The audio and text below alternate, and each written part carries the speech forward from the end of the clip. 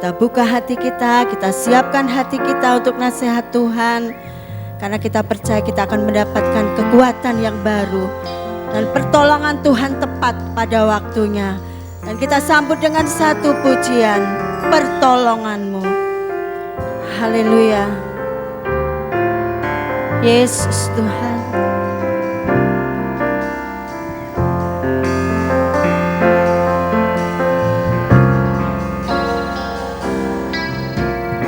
Hatiku tenang berada dekat-Mu, Kaulah jawaban hidupku.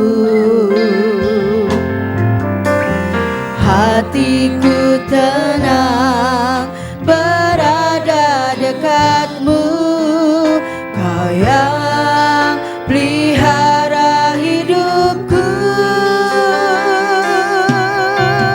Pertolongan-Mu begitu ajaib, Kau telah memikat hatiku. Di saat aku tak sanggup lagi, di situ tangan-Mu bekerja. Pertolongan-Mu begitu ajaib, Kau telah memikat hatiku.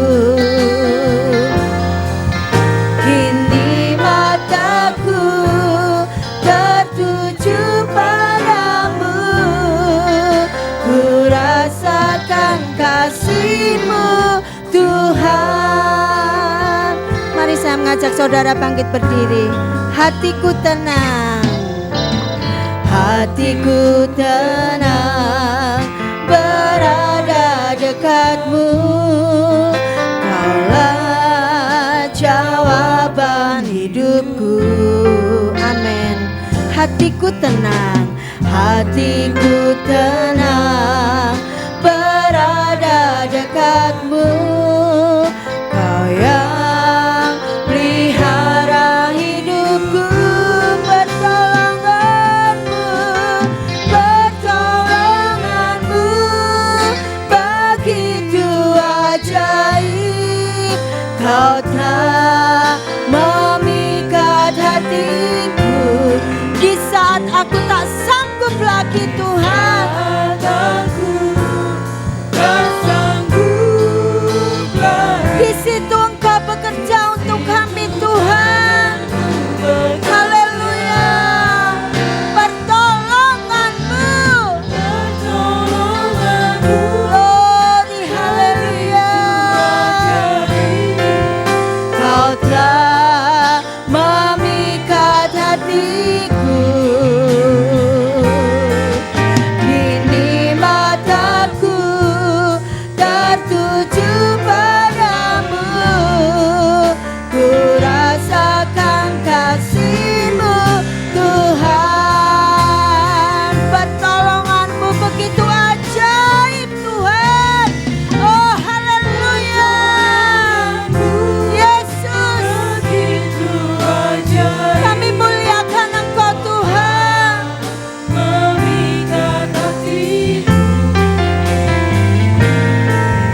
Di saat aku tak sanggup lagi, di situ tangan-Mu bekerja.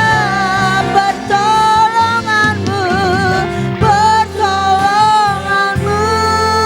begitu ajaib, Kau telah memikat hatiku. Kini mataku tertuju padamu, ku rasakan kasih-Mu. Kini mataku tertuju padamu, kini mataku tertuju padamu, ku rasakan kasih-Mu Tuhan.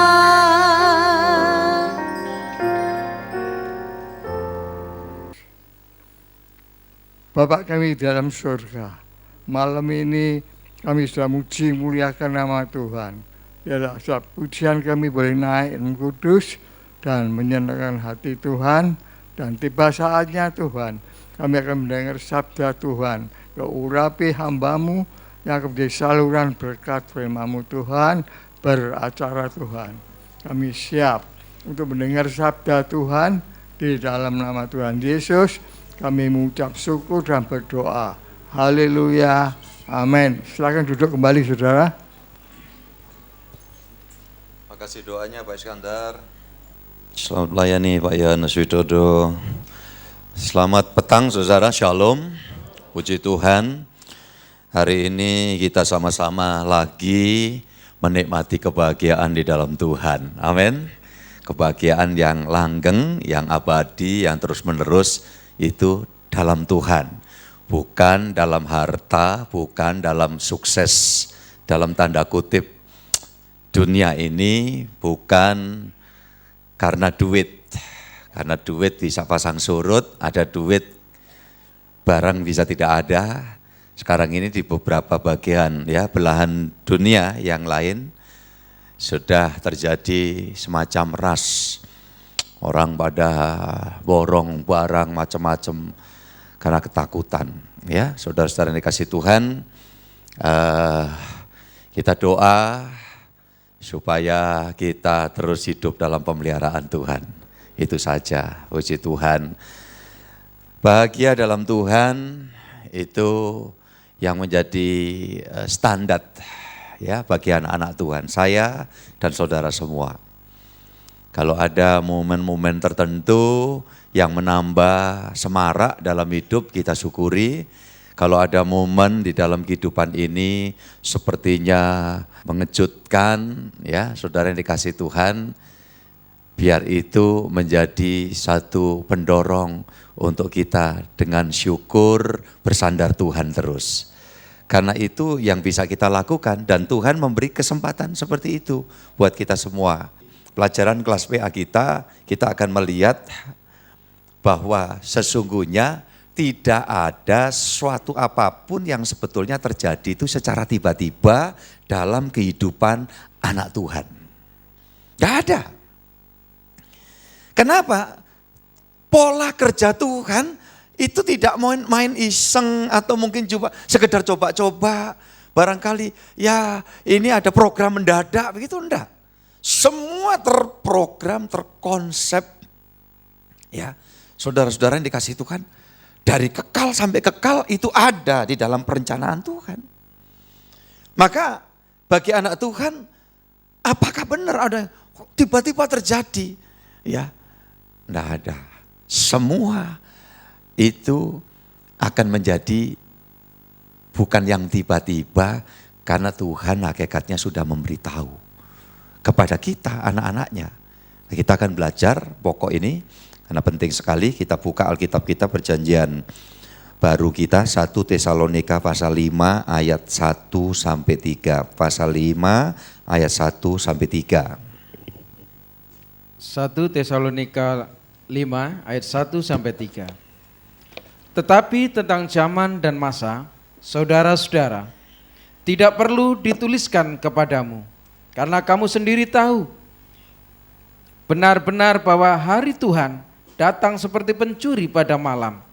Apabila mereka mengatakan semuanya damai dan aman, maka tiba-tiba mereka ditimpa oleh kebinasaan, seperti seorang perempuan yang hamil ditimpa oleh sakit bersalin.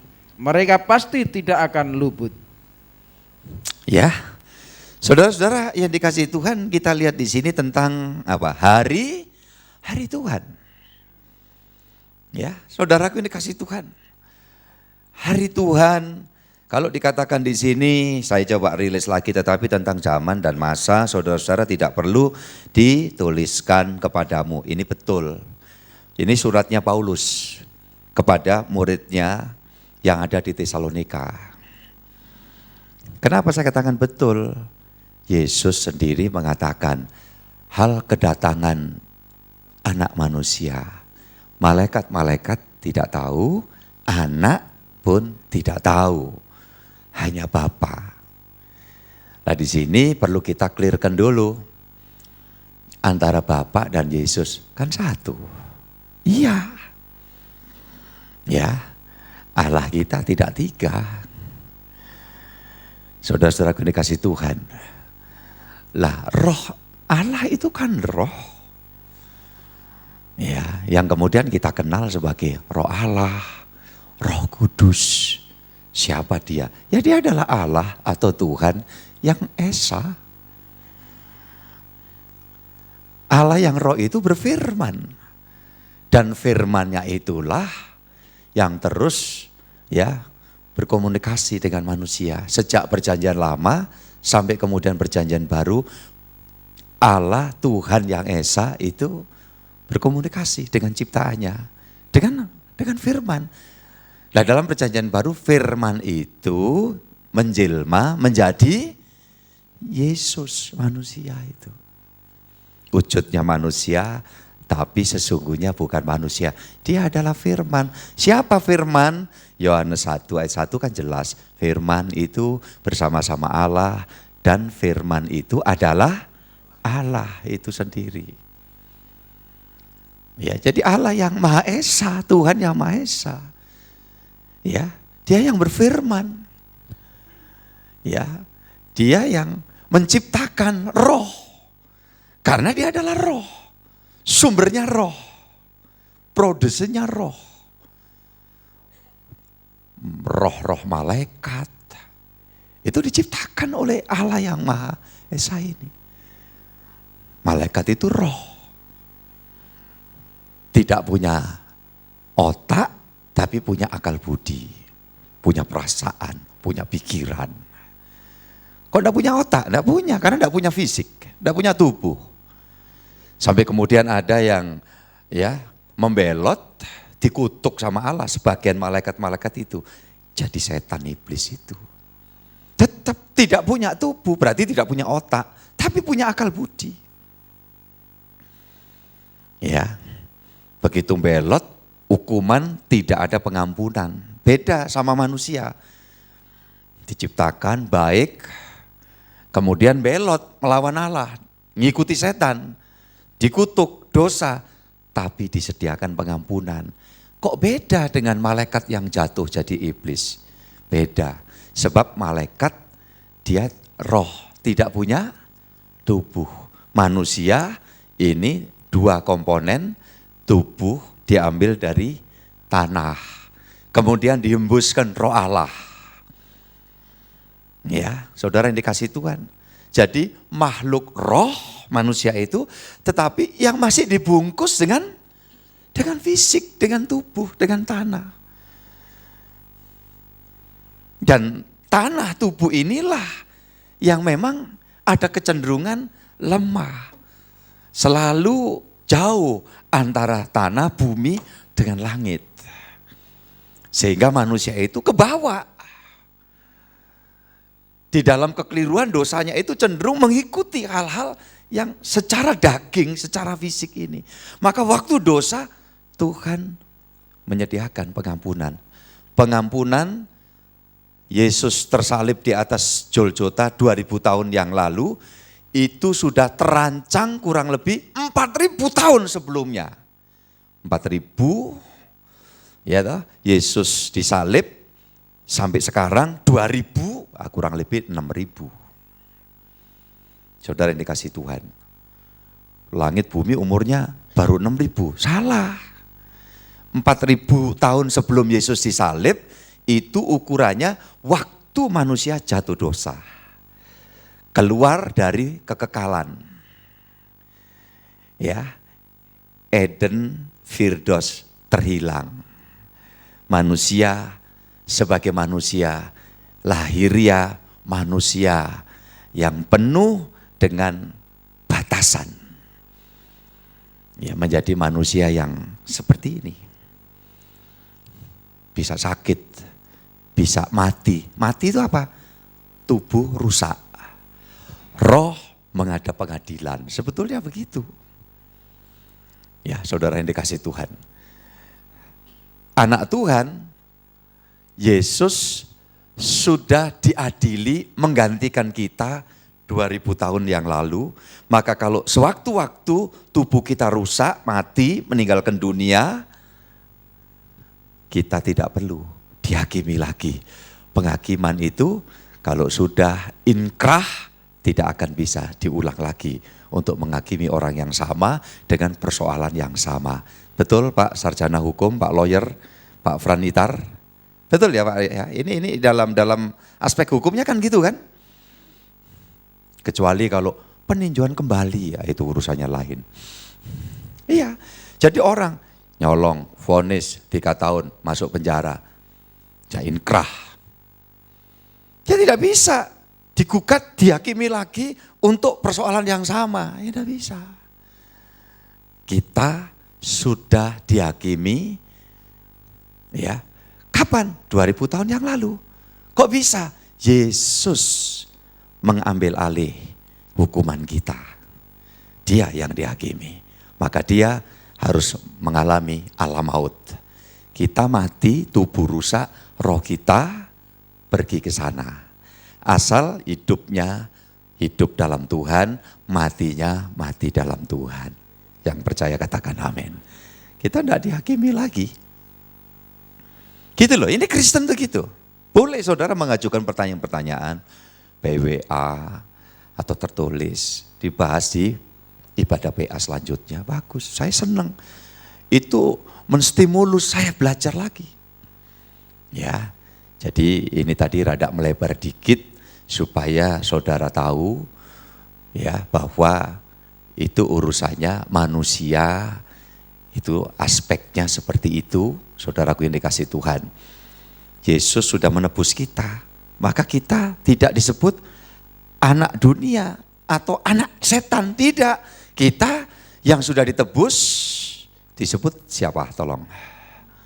Anak-anak Allah, anak-anak Tuhan, murid Kristus. Dalam konteks kita belajar terus. Datang ke Yesus, tanya, itu murid. Karena misi Yesus itu begitu. Jadikan sekalian bangsa apa? Muridku. Saudara-saudara yang dikasihi Tuhan Yesus Kristus, semua itu terprogram kalau dari Tuhan. Ya, dikatakan dalam ayat-ayat ini, ayat 2-nya, karena kamu sendiri tahu benar-benar bahwa hari Tuhan datang seperti pencuri pada malam. Artinya apa? Kapan Tuhan datang kan sudah memprogram itu. Ya, makanya Yesus bilang begitu tadi. Ya, malaikat tidak tahu. Anak atau bapak saja. Maksudnya, kamu belajar roh. Nggak usah ngurusi kapan, hari, tanggal, jam. Makanya saya bilang Paulus lebih benar daripada banyak pendeta-pendeta main hitung-hitungan. Tahun sekian ini tanda-tandanya sudah jelas. Gempa bumi, apa. Ini nanti Tuhan datang tanggal sekian. Loh, lebih hebat dari Yesus, lebih hebat dari Paulus. Makanya Paulus ngomong itu, tersirat di situ, tetapi tentang zaman dan masa saudara-saudara tidak perlu dituliskan kepadamu sebab kamu tahu. Kedatangannya itu nanti seperti pencuri. Lah saya jelaskan, pencuri kalau mau datangi, dia sudah program, tahu kapan. Terus kitanya gimana Pak? Lah kita kan sudah dikasih tahu. Dari 2000 tahun yang lalu, nanti aku bakalnya datang. Kita tahu, kalau kita tahu kapan pencuri datang, bisa enggak kita kebobolan? Tidak, karena kita sudah siap. Tuhan minta itu, makanya penting siap. Tolong ucapkan apa saudaraku? Siap. Siap sedia. Dia datang dengan ya kemuliaan, kita bisa menyambut dia. Kita tidak takut. Gitu loh. Jadi justru kita bersyukur. Kapan kita ketemu Tuhan? Dan itu pasti ada. Ya, ini bukan isapan jempol, enggak. Dari dulu juga sudah, memang dari 2000 tahun yang lalu. Tapi sampai sekarang belum. Kapan? Enggak tahu. Tapi batas itu ada. Yang tahu Tuhan. Gitu loh. Jadi Saya sudah dengar dari dulu Pak Pendeta itu di Jawa, di Sumatera, di Timur, di Ambon, di Papua. Bicara tentang akhir zaman akhir. Kok belum datang? Loh, yang perlu diketahui akhir zaman atau zaman akhir itu ada awalnya. Dan ada akhir. Loh, awalnya kapan? Awalnya waktu Yesus datang, proses penebusan, terjadi Roh Kudus dicurahkan, itu satu paket. Awal akhir zaman. Dan Yesus naik. Berarti akhirnya kapan? Nanti waktu Yesus datang yang kedua kali. Jadi ada batas akhir. Sesudah itu tidak bisa dibilang akhir zaman lagi. Oh enggak, tinggal nunggu kiamat. Secara garis besar gitu. Lu waktu Yesus datang, belum kiamat, belum. Makanya kita enggak usah ya melok-melok, takut kiamat nanti apa. Enggak. Pacar digondol orang aja kiamat, salah. Wong kiamatnya yang benar aja kita enggak ngalami. Dagang rugi, kiamat. Aduh, kiamat apa? Dagang rugi, saya tanya ruginya sama untungnya banyak mana? Sering mana? Sering untung Pak. Lah iya. Kita lanjut ayat 4 dan 5, 1 Tesalonika 5 ini. Silakan Pak Yohanes. Ayat 4, tetapi kamu saudara-saudara, kamu tidak hidup di dalam kegelapan, sehingga hari itu tiba-tiba mendatangi kamu seperti pencuri, karena kamu semua adalah anak-anak terang dan anak-anak siang. Kita bukanlah orang-orang malam atau orang-orang kegelapan. Semua katakan amin. Ini, anak siang. Jadi maling itu kan dikaitkan malam, ketika orang tidur. Tapi kamu anak siang, artinya apa? Suasana hidup kita terus di dalam terang Tuhan. Kalau hidup kita dalam perkenanan Tuhan, tidak ada kata tiba-tiba itu. Tiba-tiba kan menunjukkan ketidaksiapan. Iya toh? Tiba-tiba terjadi. Padahal tidak ada model tiba-tiba itu. Semua terkonsep, terprogram. Tuhan kita itu begitu. Makanya juga gitu anak muda, orang tua, mau mantu, anak muda menikah. Yang ada konsep, ada hitungan. Itu kan bukan hitung hari, bukan hitung weton, bukan. Tapi persiapan, maksudnya begitu. Jadi saudara-saudara yang dikasih Tuhan, kita melihat bahwa ayat yang kelima, karena kamu semua adalah anak-anak terang dan anak-anak siang. Kita bukanlah orang-orang malam atau orang-orang kegelapan. Nah, hidup belajar ikut kehendak Tuhan. Terang. Siap. Ya, tidak takut. Kapan nanti Yesus datang seperti pencuri. Itu buat Kristen yang tidak siap. Sibuk. Ya, ngikuti kemauannya sendiri. Saudara-saudara yang dikasih Tuhan. Lukas 21, mari Pak dibacakan. Ayat 34, 21, 34. Lukas 21 ayat 34. Jagalah dirimu supaya hatimu jangan syarat oleh pesta pora dan kemabukan serta kepentingan-kepentingan duniawi, dan supaya hari Tuhan jangan dengan tiba-tiba jatuh ke atas dirimu seperti suatu jerat. Nah, ini loh. Kristen anak Tuhan itu kasih tahu ini. Ya, jangan. Pesta pora itu bukan berarti tidak boleh datang pesta, ada hajatan, bukan. Ya, saudara-saudara ini kasih Tuhan. Hidup yang mengabaikan Tuhan demi sukaan, mengabaikan keluarga, demi pemuasan hidup. Ada suami ninggalkan istri, anak. Ya, ada istri ninggalkan suami, anak. Loh, itu terjadi.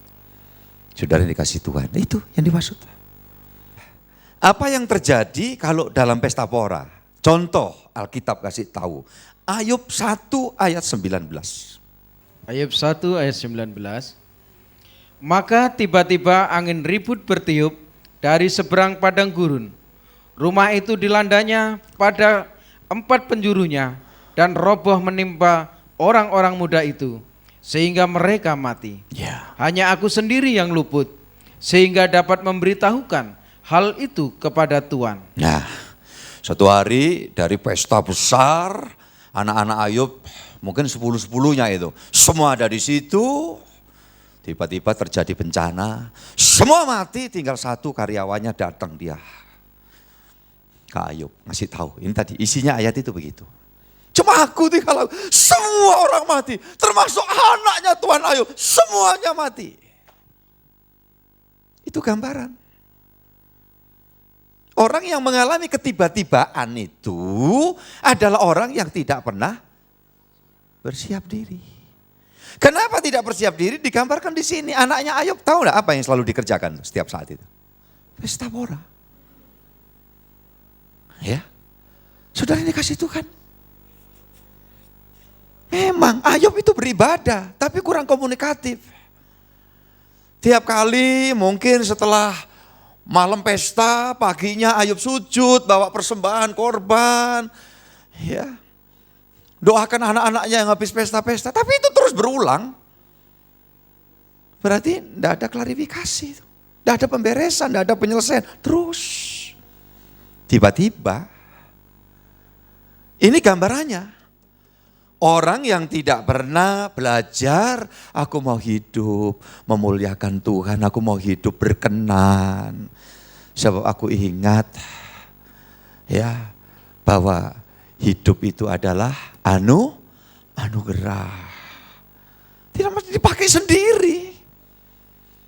Orang yang masih barangkali berburu capean tidak pernah selesai. Dan itu dijadikan alasan. Sampai lupa ya ibadah, lupa melayani, lupa keluarga. Kadang-kadang sedih. Ya kadang melihat yang asalnya oke, datang. Membahayakan memang apa? Hidup sulit, apalagi yang membahayakan? Hidup mudah, itu juga membahayakan. Bagi orang yang tidak mau terus belajar. Ada orang dalam kesulitan, tahu-tahu dia ada yang tahan, ada yang saya tidak kuat lagi. Kesulitan bisa dilalui, begitu diangkat Tuhan, lupa. Ini masalah. Mengabaikan Tuhan, mengabaikan apa yang harusnya kita kerjakan. Itu maksudnya pesta pora itu begitu ya, tolong ya. Jangan nanti disalah ngertiin itu, ndak gelem aku mulai sekarang pokoknya. Aku mau nek diundang mangan-mangan. Tidak ada hal yang sifatnya tiba-tiba. Semua itu diprogram sama Tuhan. Amin, saudaraku. Lanjut ya, Amsal 29, Amsal Sulaiman, ayat 1. Amsal 29 ayat 1. Siapa bersih tegang leher, walaupun telah mendapat teguran, akan sekonyong-konyong diremukkan tanpa dapat dipulihkan lagi. Nah, iya toh. Siapa bersih tegang leher. Oh kolesterolnya tinggi, oh lain. Ini kita sudah keluar konteks itu. Kok kaku kabeh Pak, asam urat tinggi. Ini saya tidak sedang bicara tentang ya hasil laborat loh ya. Ini dalam artian watak, sikap, cara berpikir, hidup. Dikasih tahu, mekengkeng, terus jalan, keras kepala, keras hati, ini bahaya. Mungkin anak-anak Ayub juga sudah ada yang ngasih tahu. Tapi dia terus. Dan akibatnya seperti itu. Ya, saudara-saudara kasih Tuhan, siapa bersih tegang leher walaupun telah mendapat teguran. Nah, ini loh. Makanya berbahagia kalau kita bergereja, kita itu mendapatkan teguran, pembentukan. Itu jauh lebih bagus daripada kita mendapat terus pujian, jelek-jelek tetap dipuji, enggak beres juga tetap diacungin jempol. Itu enggak beres, itu enggak betul. Kalau kita berjaga-jaga, enggak ada yang tiba-tiba itu enggak. Jadi saudaraku ini dikasih Tuhan. Lah untuk itu rela kita dibentuk, ditegur. Ya, saudara kadang ada namanya kita bergereja, benturan, ada masalah. Ya kita Justru itu ada kesempatan belajar, saling bisa menerima, belajar untuk bisa saling maafkan, belajar untuk saling dapat memberikan dorongan semangat. Itu bagus, lulus nanti ujian, tidak pernah ada masalah, tapi ya sudah. Justru Tuhan melatih. Dibanding kemudian kita cari aman. Bahaya. Ya, jadi saudara-saudara yang dikasihi Tuhan, ini penting. Prinsip-prinsip pastoral saya sampaikan kepada kita semua. Ya, tentu beda dalam posisi ketika ada orang, Pak, saya merasa justru di sini dapat pemahaman lebih jelas, saya bisa mengeterapkan dalam hidup sehari-hari. Saya bilang silakan. Ya, tidak salah. Ya, jadi saudara-saudara yang dikasihi Tuhan, ada orang yang ingin bisa lebih merapat dengan Tuhan. Nah, itu tugas saya memang untuk memediasi. Jadi semua dekat Tuhan. Gak pentinglah dekat saya. Tapi lebih baik dekat hamba Tuhan daripada tidak ada kedekatan, jaga jarak. Akhirnya apa? Kita tidak terkoreksi. Saya pun sebagai pribadi kan terkoreksi. Ya, itu namanya bergereja. Tubuh Kristus. Namanya tubuh, lahir begini sebisa mungkin utuh sampai kita nanti berpulang. Kan gitu, itu tubuh Kristus. Utuh, saling bentuk, saling membutuhkan. Ya. Saudaraku dikasih Tuhan. Saudara membutuhkan saya. Saya butuh saudara. Coba bayangkan. Kalau saya khotbah begini 1 jam, terus tidak ada saudara. Berarti kan saya sedang latihan khotbah, saudaraku. Ini butuh, saling butuh. Makhluk sosial. Ya, jadi saudara-saudara yang dikasih, tidak ada orang, saya tidak butuh orang. Sampai mati, itu hanya omongan ini. Di 29 ayat 1 gitu. Gak boleh gitu, jangan, manusia tetap perlu orang lain. Gak bisa ini. Kolesterol tinggi, kolesterol rohani. Ya, sampai kaku, sudah gak bisa begini-begini kan. Bersih, tegang apa? Leher, jadi lehernya tegang, kaku. Lama-lama kayak jerapah. Lehernya panjang. Ya, saudaraku yang dikasih Tuhan. Jangan. Kita belajar untuk mau dibentuk. Isinya supaya kita ada di siang hari, bersiap sedia, sehingga tidak ada kata tiba-tiba Tuhan datang, aku tidak ngerti kok begini. Enggak. Ya, Amsal Soleman lagi, 3 pasalnya, ayat 25-26. Amsal 3 ayat 25-26. Janganlah takut kepada kekejutan yang tiba-tiba atau kepada kebinasaan orang fasik bila itu datang. Karena Tuhanlah yang akan menjadi sandaranmu dan akan menghindarkan kakimu dari jerat. Amin. Orang yang bersandar Tuhan itu tidak bisa kejebak jerat. Karena jerat itu juga dipasang tidak tiba-tiba kan. Saya pikir mungkin di Lampung ya, di daerah-daerah tertentu orang kalau masang jerat untuk babi hutan segala macam itu, sambil jalan, jerat, terus 5 menit lagi, dapat gitu. Enggak, itu dipasang, dipelajari dulu. Oh ini ada bekas langkah kakinya ini, jejak kakinya. Wah ini di sini nih sering lewat ini, baru dipasang macam-macam. Ya, dipelajari dulu. Mungkin kalau yang sekarang canggih, modalnya ada, dia pakai drone.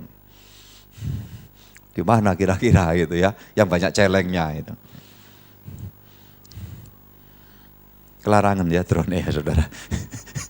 Kemahalan ya. Itu lihat, baru dipasang. Sepandai-pandainya pemasangan jerat, jebakan. Anak Tuhan yang bersandar Tuhan pasti bebas dari semua jerat itu. Maka jangan takut dengan segala kabar yang menakutkan, yang menggoncangkan. Yesus tempat sandaran kita, amin. Kita gantungkan diri sama dia. Jadi tidak perlu takut. hal-hal yang serem-serem kayak begitu. Saudara-saudaraku ini kasih Tuhan. Ya, karena hakikatnya semua itu diprogram sama Tuhan. Dalam arti begini loh, tidak ada yang ini mendadak, enggak, semua. Dan program Tuhan untuk murid-murid Tuhan, untuk anak-anak Tuhan selalu yang dipikirkan yang terbaik. Ya, tapi kan kenyataannya pakai mati dulu, ya mati. Oh, memang fisik ini kan ada masa expirednya. Tapi roh itu kan tidak. Dalam kekekalan kita sudah disediakan Tuhan tempat di luar hukuman-hukuman yang menyeramkan itu. Kita diterima di sana. Di tengah kesulitan pun Tuhan sudah tahu, ngatur. Satu contoh ini, coba dikit lagi ya. Boleh ya, saudaraku yang kasih Tuhan. 1 Raja-Raja 19. Belakang, perjanjian lama ini. 1 Raja-Raja 19, ayat 4 dan 5. Demikian firman Tuhan. Tetapi ia sendiri masuk ke padang gurun sehari perjalanan jauhnya. Lalu duduk di bawah sebuah pohon arar. Kemudian ia ingin mati, katanya. Cukuplah itu sekarang, ya Tuhan, ambillah nyawaku, sebab aku ini tidak lebih baik daripada nenek moyangku. Sesudah itu ia berbaring dan tidur di bawah pohon arar itu. Tetapi tiba-tiba seorang malaikat menyentuh dia serta berkata kepadanya, bangunlah, makanlah. Sudah. Ayat 5. Cukup Pak, terima kasih. Sudah, ayat 5 sudah ya? Iya, itu tadi. Hamba Tuhan dalam kesulitan. Sampai di tengah-tengah tekanan hidup, dia sempat berkata seperti itu, udah mati aja, sudah. Ada kata apa di situ tadi? Yang seharusnya tidak perlu. Tiba-tiba. Tapi ini tiba-tiba dalam konteks yang berbeda. Tiba-tiba ada malaikat datang membawa roti, anggur untuk menguatkan kembali Nabi Elia yang dalam keadaan lemah. Pertanyaannya, apa tiba-tiba ini Tuhan secara mendadak ya langsung refleks menyediakan makanan? Tidak, bahkan sebelum Elia lahir Tuhan sudah memberikan persediaan-persediaan yang bakal diperlukan oleh Elia. Tepat pada waktunya Tuhan datang di situ, dan itu sebetulnya tidak tiba-tiba. Sebab apa? Semua sudah terprogram oleh Tuhan. Loh, kok menjadi tiba-tiba? Iya kan, di dalam situasi seperti itu Elia sempat dia berkata, Tuhan sudah tidak kuat, lapar, kondisi seperti ini. Tapi ingat, itu kan di posisi Elia tidak bersalah, itu tidak berdosa. Elia sepanjang umur hidupnya mengabdikan diri ke Tuhan, bersandar ke Tuhan. Orang yang bersandar ke Tuhan, tidak ada kata tiba-tiba pertolongan itu datang tiba-tiba. Tuhan sudah menyiapkan jauh sebelumnya. Hari ini juga buat saudara-saudara semua, yang ketika suatu waktu ya kita butuhkan, seperti Tuhan sudah menyediakan sekarang. Cuma kita tidak tahu. Tapi waktu kita butuh, Tuhan selalu tepat waktu datang. Dan dia memberikan berkat pertolongan buat kita semua. Itu sebabnya persembahkan hidup, sandar Tuhan sungguh-sungguh. Lakukan kehendaknya, belajar terus. Jangan kita pesta pora. Ya, dalam arti tadi saya sudah jelaskan. Tapi hari-hari kita terus bersama Tuhan. Datang ke Tuhan, tanya, artinya belajar, murid Tuhan. Murid selalu diperhatikan oleh Tuhan, oleh gurunya. Karena dia guru agung, luar biasa. Sekali lagi, satu waktu kalau ngalami sesuatu, jangan takut. Sebab Tuhan sudah membuat penyediaan. Mungkin ada, saya sudah berdoa sekian lamanya, saya belum melihat perubahan. Keadaannya masih belum ada satu perubahan. Tenang, terus doa, terus sungguh-sungguh sama Tuhan. Kenapa? Karena sebetulnya ini proses sedang berjalan. Tuhan tidak pernah berhenti untuk menyediakan yang terbaik buat kita anak-anaknya. Cukup sekian, Tuhan memberkati kita semua. Amin. Terima kasih Pak Yohanes, Tuhan berkati ya. Puji Tuhan. Saya silakan seluruh tim, terima kasih pelayanan semua, Tuhan memberkati. Hatiku percaya.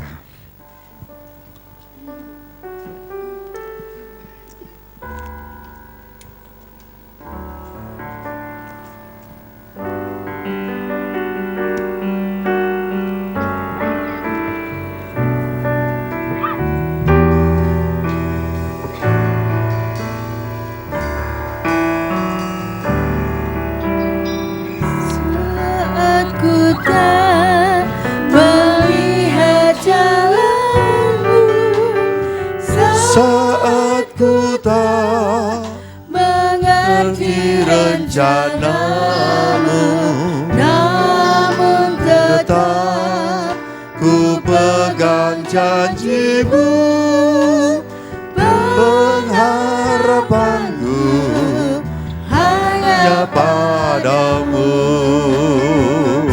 Hatiku percaya,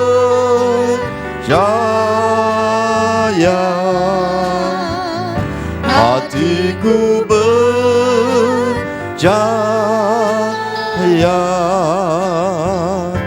hatiku percaya,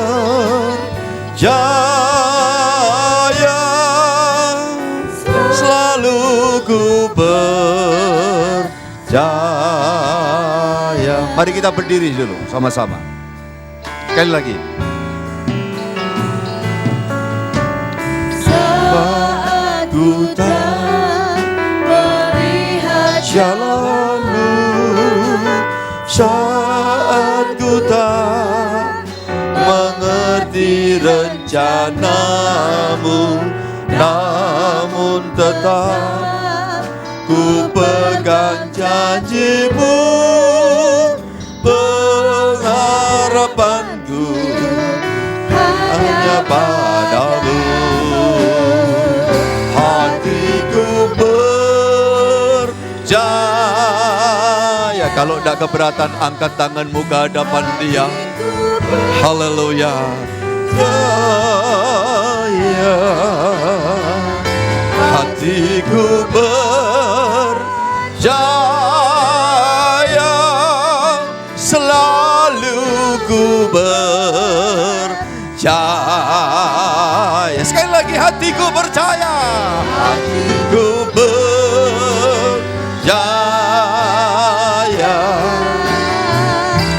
hatiku percaya,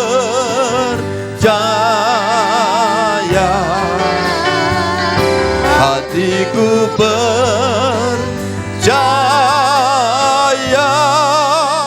selalu ku percaya, selalu ku percaya, selalu ku percaya.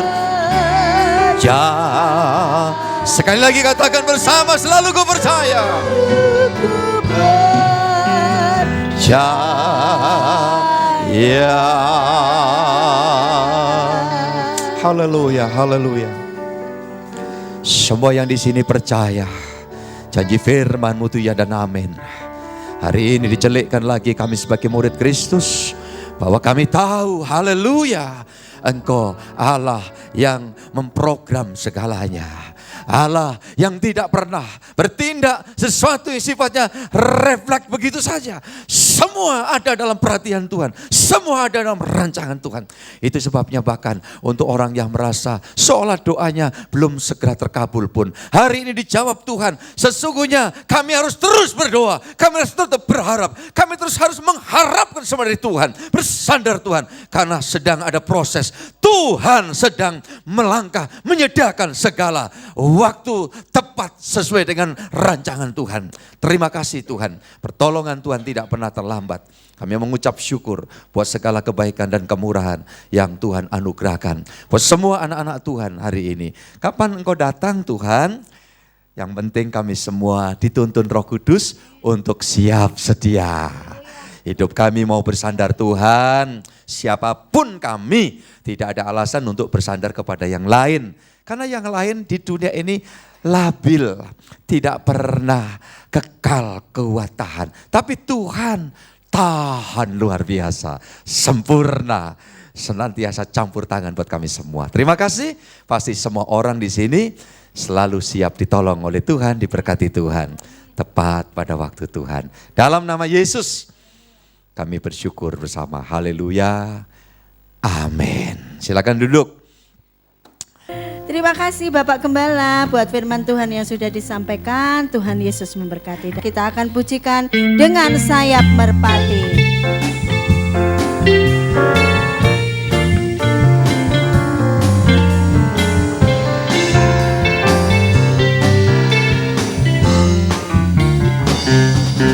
Dengan sayap merpati ku kan melepaskan diri.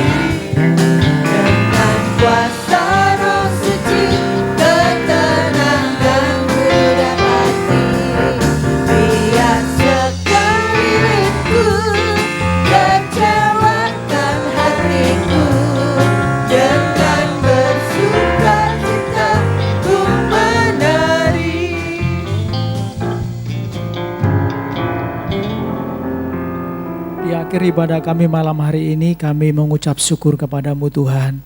Karena malam hari ini Engkau sudah memberkati kami lewat firman yang sudah disampaikan kepada kami.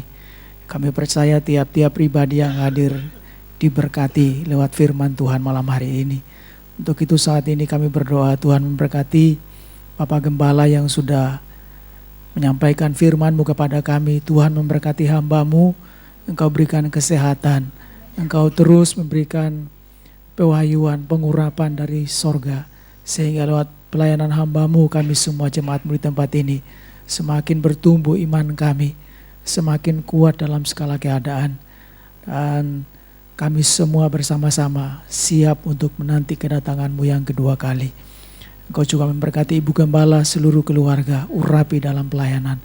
Bahkan kami semua yang hadir, jemaat-Mu, semua pelayan-Mu, kami semua yang melayani Engkau malam hari ini, Tuhan juga memberkati kami semuanya. Dimanapun kami berada, kami yakin Tuhan Yesus selalu ada bersama kami. Itulah sebabnya kami tidak perlu takut, khawatir, karena kami tahu hidup kami dalam rancangan Tuhan. Hidup kami di dalam hati Tuhan. Terima kasih Tuhan, persembahan yang sudah dipersembahkan malam hari ini, Tuhan juga memberkati, sehingga dapat digunakan untuk pelayanan pekerjaan-Mu Tuhan. Terima kasih Tuhan, sebentar lagi kami akan meninggalkan tempat ini, kembali ke tempat kami masing-masing. Namun sebelumnya kami mohon berkat Tuhan turun atas kami malam hari ini.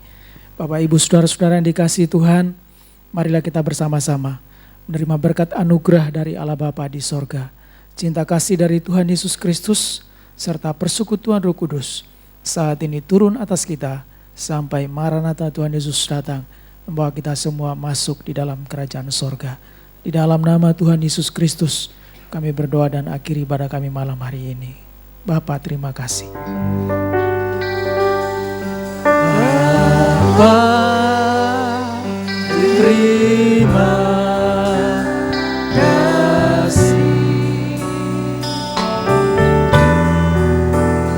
Bapa, terima kasih.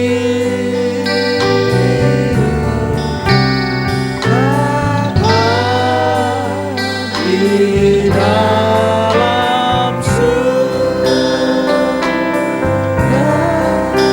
syukur, terima kasih.